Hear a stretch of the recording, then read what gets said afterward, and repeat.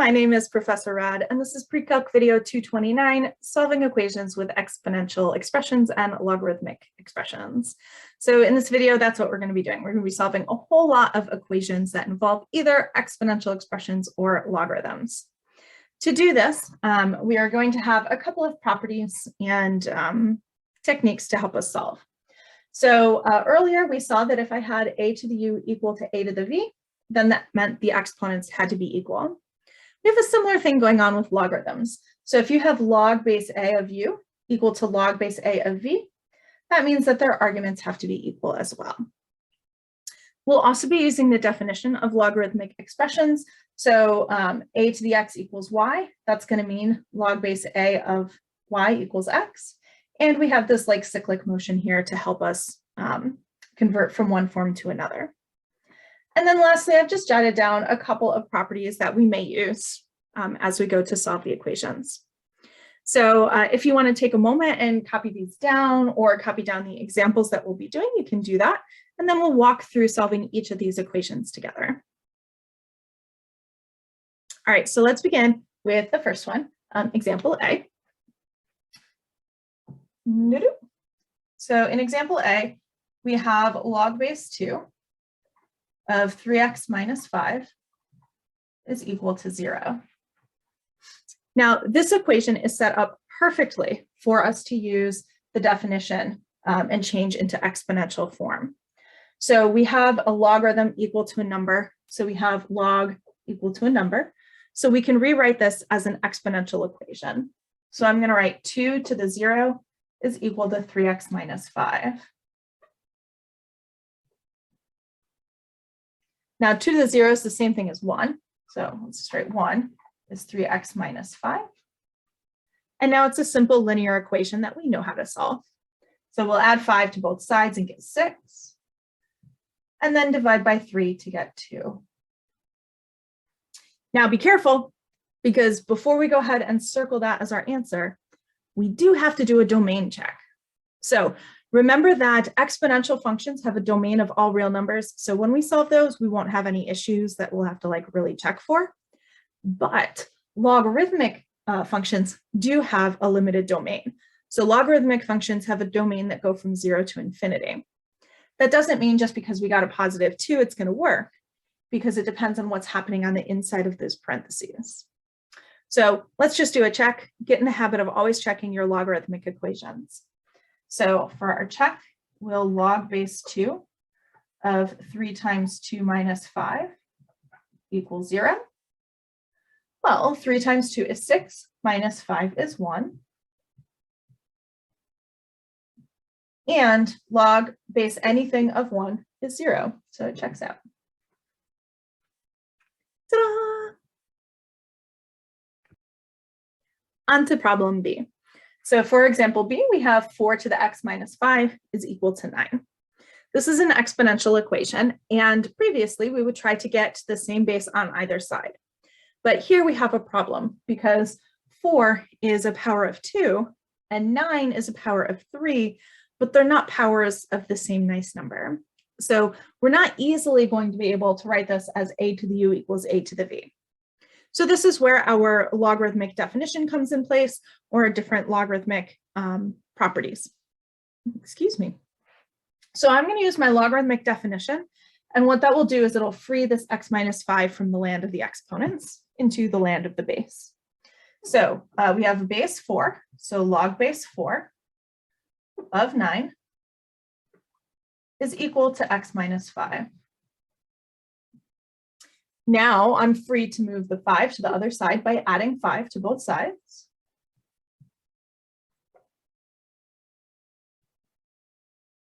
And that's it, it's solved. So, oh, pardon me. So you can think of this log base 4 of 9 kind of similar to how you would think of in an answer like 4th root of something.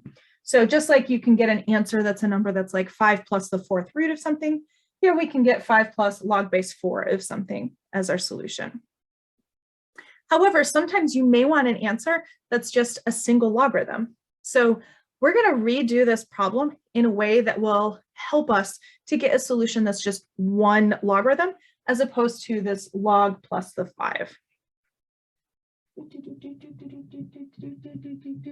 Okay, so to do that, we've got 4 to the x minus 5 equals 9. So pick your base of pleasure, I guess. So pick whatever base for your logarithm that you want to use. Personally, I like to use the natural log, but you could use common log, you could use log base 17, whatever you like. So what I'm going to do is I'm going to apply this statement here, but in reverse. So we right now have a situation of two things being equal. So I'm going to take the natural log of both sides. There's a method to the madness, even though it looks like we're going to make this more complicated.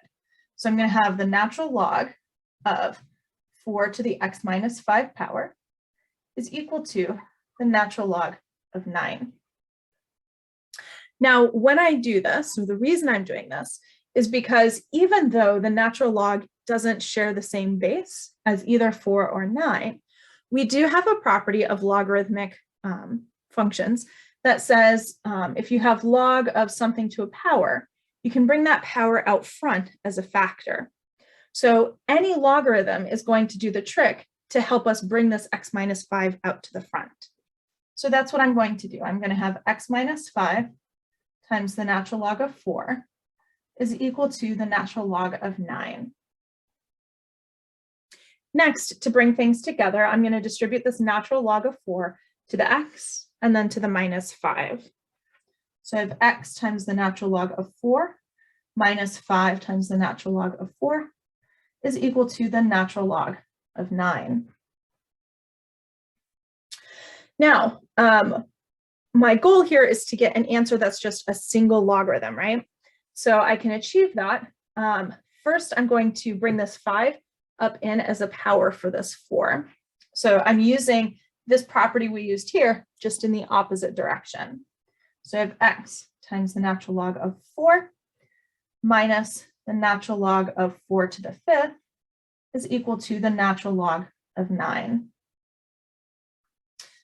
Now, because this piece has the x, I'm going to keep it on the left here, and I'm going to bring this piece over to the right by adding it. So I have x times the natural log of 4 is equal to the natural log of 9 plus the natural log of 4 to the 5th. Now, previously, we worked on bringing logarithms together. So remember, if I'm adding two logarithms, that's the same thing as multiplying the argument.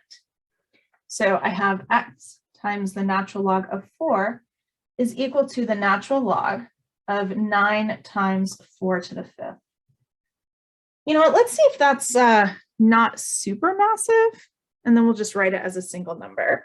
So let's see, 9 times 4 to the 5th. Well, that's not too bad. That's going to give us 9,216. So I have x times the natural log of 4 is equal to the natural log of 9,216. Oh, we are so close to being done here now. So now I have x times the natural log of 4. So the natural log of 4 is a number, just like any number. So I can divide both sides by that. So that will give me x is equal to the natural log of 9216 over the natural log of 4. And to bring these into one logarithm, I'm going to use my change of base formula. So the change of base formula says that this is equal to log with a base of 4 and an argument of 9216. So x is equal to log base 4 of 9,216. Hooray! So that's another way that we could solve this problem. And in this way, it would give us a solution that's a single logarithm instead of having a solution that's like separate pieces. So it really just depends on what type of solution you're being asked to find. Unless I specify that I want a logarithm with a particular base or a logarithm answer in a certain format, this answer is totally fine for me. All right, let's move on to example C. All right, for example C, we're back to a logarithmic equation now. which means we're going to have to check our answer in the end to make sure we don't have any issues with the domain, right? So we have log base 4 of x plus log base 4 of x plus 3 is equal to 1. So in order to solve this, because we have variables in both of our logarithmic expressions, we want to bring those logarithms into one expression to begin with. So the good news is they currently have the same base, so we can apply that property that says if you're adding on the outside, that's the same as multiplying on the inside of the logarithm. So to begin with, I'm going to rewrite this as log base 4 of x times x plus 3. And then I'm just going to multiply that out on the inside. So we get log base 4 of x squared plus 3x. And that's going to equal 1. Now we're in a situation where we have a logarithm equal to a number, so we can apply our definition of logarithms. So we can do 4 to the 1, which is just 4, is equal to x squared plus 3x. So 4 to the first is x squared plus 3x. Or just 4 is x squared plus 3x. Now here's where I'm going to have to step back and do another evaluation of the type of equation we have. If I had a linear equation, then I would try to get x's on one side, numbers on the other, and solve that way. But this equation is not linear, it's quadratic. And the strategy for quadratic is different. For quadratic, you want to get everything on one side so that you can hopefully factor or use the quadratic formula, and you want the other side to equal 0. So I'm going to subtract 4 from both sides, so I get my equation in that form. And this is looking like it'll factor into x plus 4, x minus 1.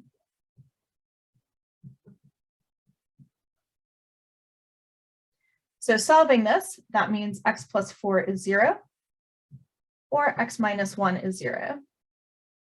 This means that x is negative 4, or x is 1. But wait, before we write our solution, we have to do a check against the domain. So in particular, this negative 4 is a little disturbing to me, because if I go back to my original equation, I have log base 4 of x. You can't find log base 4 of negative 4. Remember that the domain of logarithmic functions is from 0 to infinity. So in particular here, I can't have a negative inside the logarithm. So I have to reject this solution. Now let's check this against 1. Let's see if 1 works. So we'll have log base 4 of 1 plus log base 4 of 1 plus 3. Does that equal 1? Well, 1 plus 3 makes 4. So this is log base 4 of 4. And log base 4 of 4 is the same as 1. And log base 4 of 1 is the same as 0. And 0 plus 1 is 1. So that one checks out. So our solution set for this one is just going to be x equals 1. All right, so be careful. Sometimes you may need to reject one or both or neither of your solutions. Most often you're going to get extraneous solutions like we did with this negative 4 when you have to apply a property in order to solve. So we had to apply that property of taking that addition on the outside and turning it into multiplication on the inside. So because we applied that, that's most likely why we got this extra solution here. All right, let's take a look at the next part. All right, so example D is another logarithmic equation. And this one we're going to solve two ways. What I'm going to do is I'm going to solve this the wrong way first, even though it's going to feel like we don't make any mistakes along the way. And then we're going to go back and we're going to solve this correct way. So here's the wrong way for solving this. So I notice that I have log base 3 of x squared, and this x squared has an exponent of 2, and I can bring that out in front of the logarithm to start out. So let's do that. So I bring that 2 out front, and we get log base 3 of x equals 4. Now I can divide both sides by 2, and that's going to give me log base 3 of x is equal to 2. And now, I feel like I keep saying that, and now, but now we can write this as an exponential form. So we have 3 to the second power is equal to x. So 3 squared is x, which means that x equals 9. And if you check that, it actually works out. So if I throw 9 in here, 9 squared is 81. And 81 is the same as 3 to the 4th. So log base 3 of 3 to the 4th is indeed 4. So what's wrong with the solution? Where did we go wrong? So let's take a second approach to solving this problem and see if we can figure out why this method or didn't give us why it's wrong. Yeah. So I'm going to start out again with log base 3 of x squared equals 4. And this time, instead of applying the property to begin with, I'm just going to jump to the thing that we did here. I'm just going to apply my definition of logarithms. So I'm going to say 3 to the 4th is x squared. Now 3 to the 4th is 81. So we have 81 is x squared. And well, since I have x squared equals to a number, I can square root both sides, remembering to do plus or minus. So I have plus or minus the square root of 81 is equal to x. And the square root of 81 is 9. So we get that x is plus or minus 9. If we check both of these solutions, they both work because, well, we got 9 before. If I try negative 9, I'm squaring negative 9 inside. So if I square negative 9 inside, I get a positive 81. So 3 to the 4th will give me a positive 81. So log base 3 of 3 to the 4th will give me back 4. So both of these solutions work. So what happened on this problem, if you jump the gun and you use properties too early, what can happen is you miss a solution. So in the last example we saw, when we applied a property, we got an extra solution. And an even worse danger is you might miss a solution if you apply a property right away. So if you already have something set up in terms of the definition, log of something equals a number, don't worry about this exponent. We'll deal with that in a minute. Change this first into an exponential equation and then solve it. It may be that we would have had to reject negative 9 if this was a little bit of a different function inside, but in this case, it worked out. And if we applied a property too soon, we would have missed that. So that's why this is a really important example, this one here. All right, we've got 2 more to go through, so let's work through them. All right, it's time to celebrate because this is party, woo!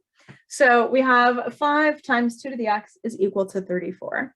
So the first thing we're going to do here, we want to get this exponential piece all by itself. So I'm going to divide both sides by 5. So we're going to get 2 to the x is equal to, let's see, 6 and, is that 4/10? No, that's 4/5, so 6.8. So we end up with 2 to the x is equal to 6.8. Now we want to solve for x. So we can rewrite this in a logarithmic form, and we'll get log with a base of 2 of 6.8 is equal to x. Now, if you've been asked to find an exact solution, this is an exact solution. So this is where we would stop. However, if they asked us to round this value or find an approximate value, say to the nearest thousandth, then we would carry on from here. So I'm going to use the change of base formula on my scientific calculator. If your calculator allows you to input the base of a logarithm, you can go ahead and use that. But I'm going to do the natural log of 6.8 and divide that by the natural log of 2. And this will give me, to the nearest thousandth, 2.766. And that's approximately equal to our x value there. So depending on the format of the answer that you've been asked to find, you may want to throw this into your calculator and get an approximate value. Other times you may want to give that exact value. Okay, now I saved the best example for the last. I wanted to give us something a little light here because the last example is a little bit of a doozy. For example F, we have 4 to the x minus 2 to the x minus 12 is equal to 0. Now, one of the problems with this problem in particular is that we have two exponential expressions and they're not the same base. And we have a constant value that's also not the same base. Like if this minus 12 wasn't here, it wouldn't be so bad because I could write 4 as a power of 2 and then move 1 to the other side and apply our property and solve. But this minus 12 is going to throw a wrench into those words. So this is a very particular type of problem that's going to, the more of these you do, the easier you'll be able to see it. But it's hard to know what to do at first with a question like this if you've never seen them before. So I'm going to show you what to do. So this is actually an equation that's quadratic in form. It's a secret quadratic equation. Here's why. 4 is the same as 2 squared. So in situations like this, I'm going to give you another hypothetical here. So if we had something like 9 to the x minus 3 to the x minus 12 is 0, this would be an equation of the same format because we have 9 is the same as 3 squared. Or if I had 5 and 25, that would be good to go. If I had something like 5 and 10, now that's going to be something a little bit messier and more challenging to solve. So what you want is you want this first one to be the square of the middle. That's what we're looking for. So I'm going to write 4 as 2 squared to the x minus 2 to the x minus 12 equals to 0. And then I'm going to swap the exponents here. So instead of thinking of this as 2 squared to the x power, I'm going to think of it as 2 to the x squared minus 2 to the x minus 12 is 0. Now, the reason I'm doing that is because I now have an equation that says something squared minus something minus 12 is 0. So I have a quadratic equation. Something squared minus something minus 12 is 0. So we're going to do a substitution. A substitution is actually a really common thing in calculus when you have something that's big and messy and you want to either simplify it or kind of take it to a parallel plane to mess with it in a land where it's a little bit easier, where you can take advantage of certain properties. So I'm going to let u be 2 to the x. So this means in this equation, wherever I see 2 to the x, I'm going to replace it with a u. So this is going to turn into, instead of 2 to the x squared, it's going to turn into u squared minus, instead of 2 to the x, turn into u minus 12 equals 0. So once we do that, now we can see that we have a nice quadratic equation that we can solve. So this one will factor into u minus 4, u plus 3. And then setting each of these factors equal to 0 will give us u is equal to 4 and u is equal to negative 3. Now that's nice. We have this quadratic solution, but we're not done. The reason we're not done is because our original problem was in terms of x. We're not solving for u, we're solving for x. So we now have to transform u back into 2 to the x. So this u is going to be 2 to the x is equal to 4. And this u also turns into 2 to the x equals negative 3. Now we can use this to solve for x. So in this first equation, 4 is the same as 2 squared. So we have 2 to the x is equal to 2 squared. Since the bases are the same, the exponents have to be the same. So this means x equals 2. Over here, there's no solution here because 2 to any power is always going to be a positive number. The range of an exponential function is everything above 0. So there's no way this is going to be negative 3. So that one will give us no solution. So in the end, we end up with x equaling 2. And if you want to check, because this is a big, long, complicated problem, I know I walked through it quickly, but it does take like a lot of brain power to work through. So if I want to check it, let's try. So 4 squared is 16 minus 2 squared. So 16 minus 4 is 12. Minus 12 is indeed 0. So it checks out. So again, when you have something where you have the first exponential expression is the square of the second one, of the piece in the middle, then this technique's going to work. Then you have an equation that's quadratic in form. Oh, this was a long video, wasn't it? So I know we worked through a lot of different examples of solving equations. Hopefully it helped help you to identify how some properties are going to be used and when you need to do a domain check and things like that.